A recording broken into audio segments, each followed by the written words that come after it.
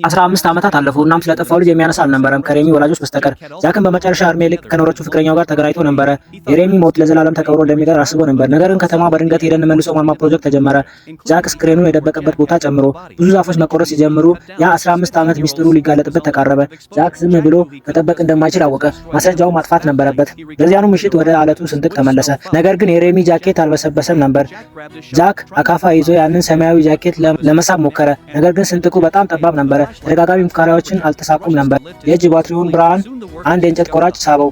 እርሱም እቃዎቹን አንስቶ በፍጥነት አመለጠ። ከንቲባው ጋዜጣዊ መግለጫ ሰጡ። በዚያ ስንጥቅ ውስጥ የተገኘው አስክሬን በእርግጥም የሬሚ መሆኑ አረጋገጡ። የአስክሬን ምርመራው በሹል ነገር ጭንቅላቱ ተመቶ እንደነበር አሳይቷል። ይህ ደግሞ ግልጽ ግድያ ነበር። ነጭ ቡናማ ጸጉር ያለው ወንድ የዲኤንኤ ቅሪትም በሬሚ ጃኬት ላይ ተገኝቷል። ነገር ግን መረጃ ቋቱ ውስጥ አልነበረም።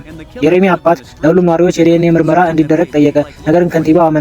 የጅምላ ምርመራ ውድ ነውና ገዳዩም እንግዳ ወይም ዘላን ሊሆን እንደማይችል ገመቱ።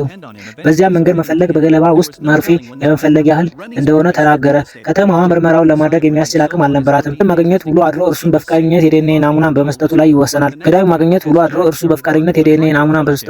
ነገር ግን ይህ መቼ እንደሚሆን አይታወቅም ነበር። የሬሚ ወላጆች በሐዘን ተሰባበሩ። ጃክ ግን የዲኤንኤ ምርመራ ካልተደረገ ድረስ ደህንነቱ የተጠበቀ መሆኑን ማሰብ እፎይታ ተነፈሰ።